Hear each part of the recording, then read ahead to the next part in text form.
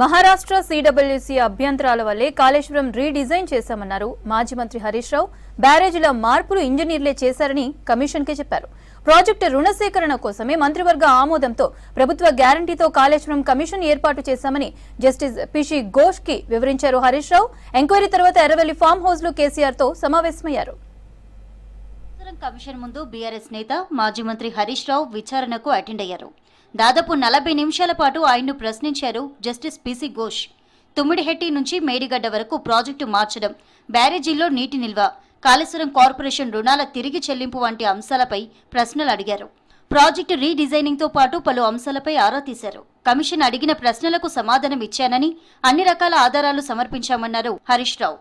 CWC, expert committee, వ్యాప్కోస్ survey సంస్థల సూచనలతోనే మేడిగడ్డ దగ్గర project నిర్మించామని చెప్పారు. కూలేశ్వరమని కాంగ్రెస్ నేతలు విమర్శిస్తున్నా కాళేశ్వరం ఎప్పటికీ తెలంగాణ జీవధార అని అన్నారు. కమిషన్ అడిగినటువంటి అన్ని ప్రశ్నలకు కూడా సమాధానాలు చెప్పడం జరిగింది. వారికి సమాధానాలు నోటి మాటగా చెప్పడమే కాదు, అన్ని రకాల ఎవిడెన్స్లు కూడా పూర్తి స్థాయిలో అందించడం జరిగింది.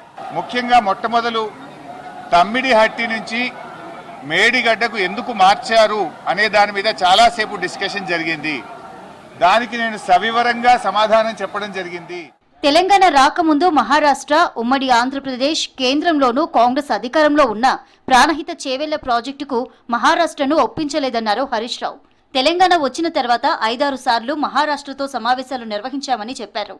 స్వయంగా సీఎంల స్థాయిలో చర్చించిన మహారాష్ట్ర తుమ్మిడిహెట్టి వద్ద ప్రాజెక్టు నిర్మాణానికి ఒప్పుకోలేదన్నారు హరీష్.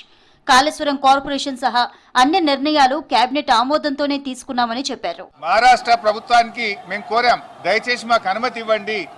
మేము మా వాళ్ళు మాకంటే ముందున్న ప్రభుత్వం మరి తమ్మిడిహట్టిని నిర్ణయించుకొని ఆల్రెడీ పనులు ప్రారంభించారు. 28 ప్యాకేజీలకు టెండర్లు పిలిచారు. మమ్మల్ని ఇక్కడ కట్టుకోవడానికి అనుమతి ఇవ్వండి అని అప్పటి మహారాష్ట్ర కాంగ్రెస్ మంత్రి, నీటిపారుదల శాఖ మంత్రి హసన్ మిష్రిఫ్ గారిని కోరాం. ఆ మినిట్స్ ఆఫ్ ద మీటింగ్ కూడా కమిషన్కి అందించాను. ఆనాడు ఇరిగేషన్ మంత్రిగా ఉన్నటువంటి మిష్రిఫ్ గారు చాలా స్పష్టంగా ఏం చెప్పిందంటే, మేము 7 ఏళ్లుగా ఇక్కడ కట్టడానికి ఒప్పుకోలేదు. మాజీ సీఎం బీఆర్ఎస్ అధినేత కేసీఆర్ తో భేటీ అయ్యారు మాజీ మంత్రి హరీష్ రావు. కాళేశ్వరం కమిషన్ విచారణ ముగిసిన తర్వాత నేరుగా సిద్దిపేట జిల్లా ఎర్రవెల్లి ఫామ్ హౌస్ కు వెళ్లారు. కమిషన్ విచారణపై కేసీఆర్ తో చర్చించినట్టు సమాచారం. ఈ నెల 11న కాళేశ్వరం కమిషన్ విచారణకు హాజరు కానున్నారు కేసీఆర్.